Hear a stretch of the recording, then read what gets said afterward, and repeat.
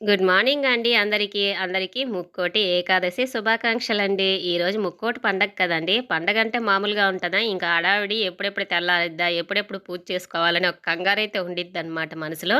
ఇంకా అలాగే ఉదయాన్నే లేచామనమాట. ఈరోజు మా వారికి డ్యూటీ ఉంది గాబట్టి ఆయన గూడా ఇంటి దగ్గరే ఉండి ఇద్దరం లేచి ఇంకా చక్కగా చెరొక పని చేసుకొని దేవుడి దగ్గరైతే ఇలాగా పిండి దీపారాధన అయితే చేసుకున్నామండి. తులసి ఆకులు, ఇంకా పూలు అన్నీ చక్కగా అలంకరించేసుకొని పానకం పెట్టేశాననమాట ప్రసాదంగా. వెంకటేశ్వర స్వామికి ఇష్టం కదా! ఇంక పానకం, పిండి దీపారాధన చేసుకున్నామనమాట. ఇంక నేనైతే ఎప్పట్లాగే రోలునైతే పూజించుకుంటున్నానండి. అదీ కాక శుక్రవారం వచ్చింది కదా! చాలా మంచిదనమాట. ఇంక నేనైతే పూజ అన్నీ అయ్యాయి కదా! ఇంక టీ అయితే పెట్టేసుకుంటున్నాననమాట. ఇవాల్టి నుంచి మా లడ్డుకి స్కూల్ హాలిడేస్ అయితే ఇచ్చేసారండి. ఇంక ప్రశాంతంగా పడుకొనున్నాడు. వాడికి నచ్చినప్పుడు లేస్తాడనమాట. నేను ఈ లోపల టీ అయితే పెట్టేసుకుంటున్నాను.